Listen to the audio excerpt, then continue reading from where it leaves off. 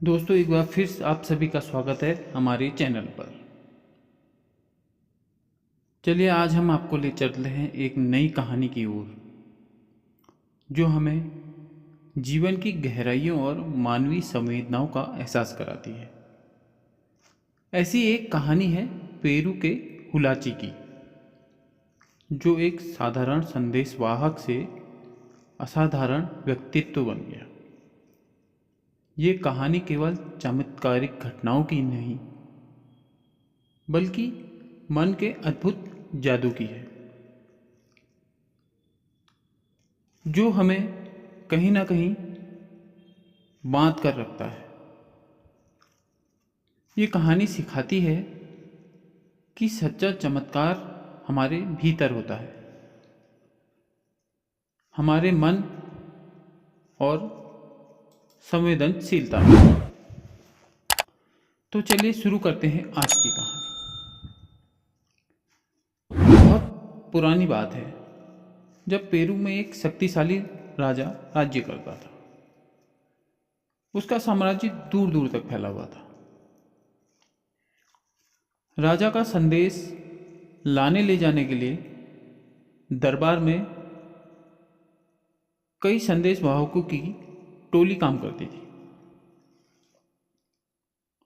उस टोली में हुलाची नाम का एक संदेश वाहक था। राजा उस पर बहुत विश्वास करता था। अगर राजा को अपना कोई गुप्त संदेश भेजना हो तो वो केवल हुलाची पर ही विश्वास कर सकता था और उसी को ही ये कार्य सौंपता था। पर हुलाची की एक बहुत बड़ी कमजोरी थी कि वो बहुत दयालु स्वभाव का था। अगर उसे कहीं कोई नगरवासी या कोई व्यक्ति परेशानी में दिखता तो वो अपना सारा काम भूलकर उसकी समस्या को सुलझाने में लग जाता था। ये कार्य करते समय वो सब कुछ भूल जाता था कि उसका मुख्य कार्य क्या है। इसके कारण उसे कई बार परेशानियों का सामना करना पड़ता था और कई बार राजा की डांट भी सुननी पड़ती थी। हुलाची बहुत वीर और दयालु स्वभाव का था। शुरू शुरू में तो सब ठीक ठाक चला, लेकिन अब उसका स्वभाव ही उसके रास्ते का रोड़ा बनने लगा, क्योंकि वह किसी को दुखी नहीं देख सकता था। वो किसी दीन दुखी को देखता तो सारा कामकाज छोड़कर उसी देखभाल में जुट जाता, और उस समय वह बिल्कुल भूल जाता था कि राजा ने उसे एक महत्वपूर्ण संदेश देकर भेजा है, जिसे तुरंत पहुंचाना है। इन कारणों से कई बार राजा के संदेश देर से पहुंचते थे और इससे राजा को नुकसान भी हो जाता था। इस बार भी उसका संदेश काफी देर से पहुंचा। राजा को पता चला तो वह बहुत गुस्सा हुआ। उसने हुलाची को खूब डांट फटकार दी, चेतावनी दी कि अगर अब कभी संदेश विलंब से पहुंचा तो उसे इसके लिए कड़ा दंड दिया जाएगा। हुलाची सर झुकाए ये सब सुनता रहा, लेकिन अथक प्रयास के बाद भी वो अपना स्वभाव न बदल सका। एक बार वो राजा का संदेश लेकर जा रहा था तो उसने एक व्यक्ति को बेहोश पड़े देखा। वो वहां रुकने को हुआ, लेकिन तभी उसे राजा की चेतावनी याद आ गई। वो मन मारकर आगे बढ़ गया, पर सारे रास्ते उसका मन उसे कटोसता रहा। अगली बार हुलाची संदेश लेकर पहाड़ी के रास्ते से जा रहा था। आसमान घिरा हुआ था और वर्षा हो रही थी। तभी उसने देखा कि एक बूढ़ी महिला फिसलकर गिर गई है। उसने दौड़कर बुढ़िया को पकड़ लिया। अगर वो उसे समय पर नहीं पकड़ पाता तो वो बूढ़ी महिला खाई में गिर सकती थी। लेकिन गिरने की वजह से बुढ़िया को फिर भी काफी चोट आ चुकी थी।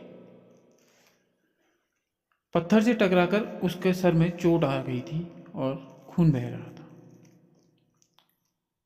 जिसके कारण बुढ़िया बेहोश हो गई।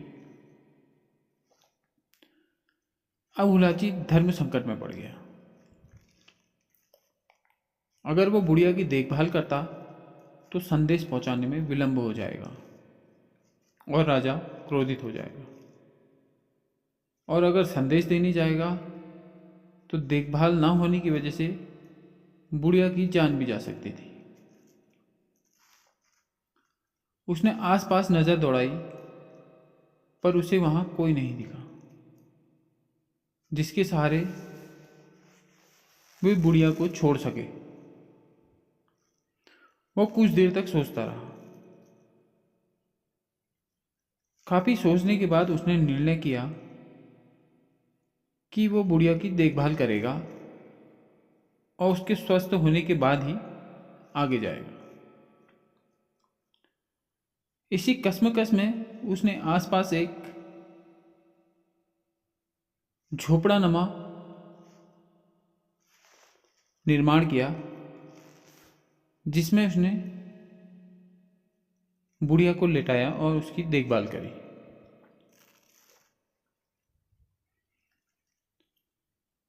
कुछ समय बाद जब बुढ़िया को होश आया तो वो उसे गांव में छोड़कर आगे बढ़ चला। उस बुढ़िया ने हुलाची को खूब आशीर्वाद दिया, परंतु इन सब में काफी देर हो चुकी थी, जिसकी वजह से संदेश एक बार फिर देर पर पहुंचा।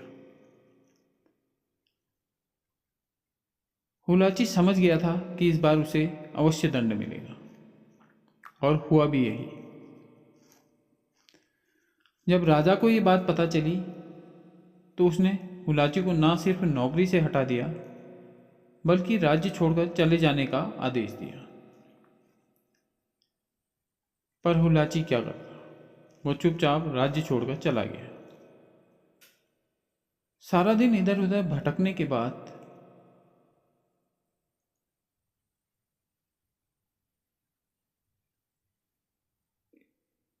वो जंगली फल खाकर अपना पेट भर रहा था। कहीं किसी दीन दुखी को देखता या किसी घायल जानवर पर नजर पड़ती तो सब कुछ भूलकर उसकी सेवा में लग जाता। परंतु ऐसा कब तक चल सकता था। हुलाची को कई कई दिन तक खाना ना मिलता, उसे भूखा सोना पड़ता था। इसी बीच वो एक दिन जंगल में घूम रहा था। उसे वहां एक झोपड़ी दिखी। कुछ खाने पीने की आस में वो झोपड़ी की तरफ बढ़ा। जैसे ही झोपड़ी के पास पहुंचा, एक बुढ़िया औरत अंदर से निकली। ये वही बुढ़िया औरत थी जिसे हुलाची ने गिरने से बचाया था। वो भी हुलाची को पहचान गई।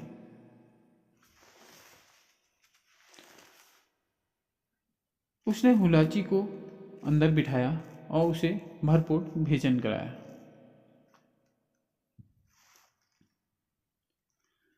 खाना खाते खाते हुलाची की आंखों में आंसू आ गए।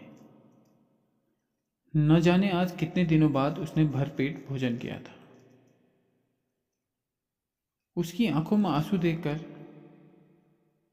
उस बुढ़िया ने उसकी रोने का कारण पूछा।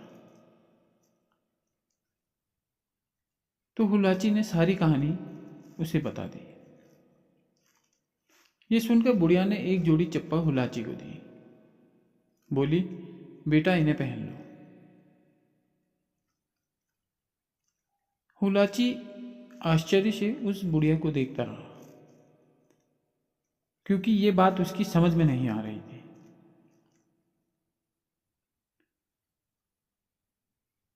हुलाची की इस असमंजस को देखकर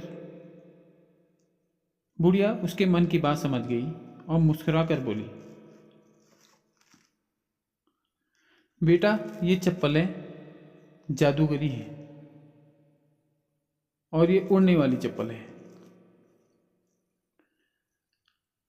कई दिनों से मैं तलाश कर रही थी कि मैं किसी ऐसे नेक दिल इंसान को ये चप्पलें दूं जो निस्वार्थ भाव से परोपकार करता हो। और तुम सचमुच एक बहुत अच्छे इंसान हो। ये चप्पलें तुम्हारे बहुत काम आएंगी। इन्हें पहनकर तू जहां चाहे वहां जा सकेगा, जरा भी देर नहीं लगेगी। हुलाची जादुई चप्पलें पहनकर बाहर आया। उसने उड़ने की बात सोची तो वह सचमुच हवा में उड़ने लगा। यह देखकर वह बहुत प्रसन्न हुआ और बुढ़िया को धन्यवाद देकर वापस चला गया। अब हुलाची फिर से राजा के पास पहुंचा और राजा से माफी मांगकर कहने लगा कि उसे फिर से नौकरी पर रख लिया जाए। अब वह बिल्कुल ठीक तरीके से काम करेगा। राजा हुलाची को अच्छी तरह जानता था। वह उसकी नेकी से भी वाकिफ था। इतने समय के बाद उसका गुस्सा भी उतर चुका था, तो उसने उसे फिर से नौकरी पर रख लिया।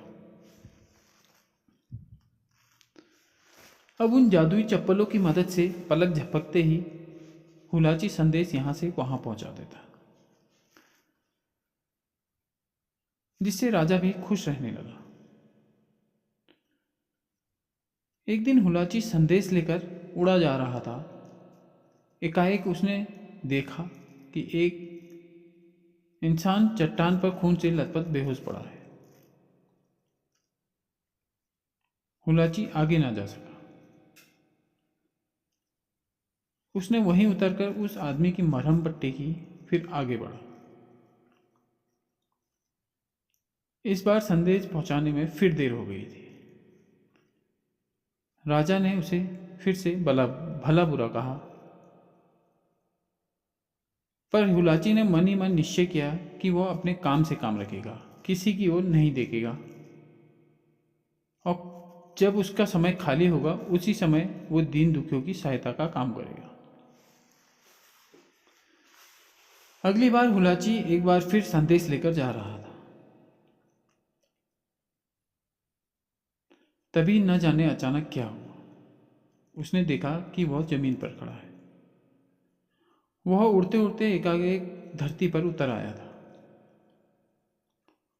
हुलाची ने फिर से उड़ने की इच्छा की, लेकिन इस बार इच्छा करने के बावजूद वह उड़ नहीं पा रहा था। वो जहां पर उतरा था उसी जगह पर खड़ा रह गया। उसने सोचा कि शायद जादुई चप्पलों का प्रभाव खत्म हो गया है। वो खड़ा खड़ा सोच ही रहा था कि तभी वह बुढ़िया वहां आ गई। उसे देखते ही हुलाची ने उससे इन सब का कारण पूछने की कोशिश की। उसकी बात सुनकर बुढ़िया ने आश्चर्य से सिर हिला दिया। बोली, बेटा, ऐसा नहीं हो सकता कि ये चप्पल उड़ने की क्षमता खत्म कर दे। ये चप्पल बहुत चमत्कारी है। लाओ मुझे दिखाओ, मैं देखूं कि इनको क्या हुआ है। बुढ़िया ने स्वयं चप्पल पहनी तो एकदम आकाश में उड़ने लगी। ये देखकर हुलाची चक्कर में पड़ गया कि ये क्या मामला है। उसने बुढ़िया से चप्पल लेकर पहनी, लेकिन फिर भी वह उड़ नहीं सका। उसके बाद कई बार ऐसा हुआ कि बुढ़िया जब चप्पल पहनती वो आकाश में उड़ने लगती और हुलाची उड़ने में सफल नहीं हो पाता। ये देख बुढ़िया बोली कि बात मेरी समझ में नहीं आ रही है कि ये क्या रहस्य है। तभी हुलाची की नज़र सामने गई। उसने देखा कि एक गाड़ी के नीचे एक घायल कबूतर पड़ा हुआ है और वो दौड़कर वहां पहुंचा और उसने कबूतर की मरहम पट्टी कर दी। इन सब के बाद जब वो दोबारा से चप्पल पहनकर उड़ने की कोशिश करने लगा तो वो एकदम आकाश में उड़ गया और फिर नीचे उतरकर उसने वो चप्पल उतारी और बुढ़िया के सामने रख दी और बोला, अम्मा, ये उड़ने वाली चप्पलें तुम्हें ही मुबारक हो। बुढ़िया ने पूछा, क्यों बेटा? अब मैं समझ गया हूं कि मैं पहले क्यों नहीं उड़ पा रहा था और अब कैसे उड़ सका।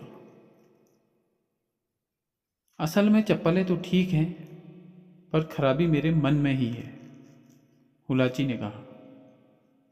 बुढ़िया चुपचाप उसकी बातें सुन रही थी।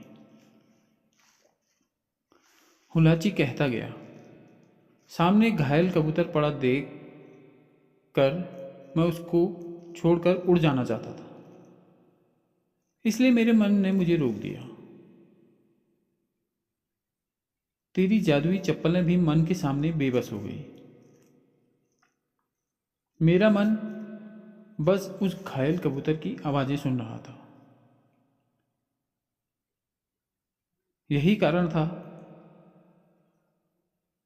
कि कबूतर के ठीक होते ही चप्पलों का जादू वापस आ गया। इसलिए तो मैं इनके बिना ही ठीक हूं। आज मैं समझ गया हूं कि मुझे क्या करना चाहिए। मैं वही करूंगा और उस काम के लिए मुझे इन जादुई चप्पलों की कोई आवश्यकता नहीं है। ये सब सुनकर बुढ़िया हंस पड़ी। बोली, बेटा, तूने ठीक कहा। मन के जादू के सामने हर जादू बेकार है। तू दीन दुखियों की सेवा कर, उसी जादू से तुझे सुख मिलेगा। उस दिन के बाद हुलाची ने सारे काम छोड़ दिए। वो दीन दुखियों की सेवा करता हुआ घूमने लगा। कहा जाता है कि हुलाची आज भी अमर है। दोस्तों, हुलाची की कहानी केवल लोक कथा नहीं है, बल्कि जीवन का एक दर्शन है।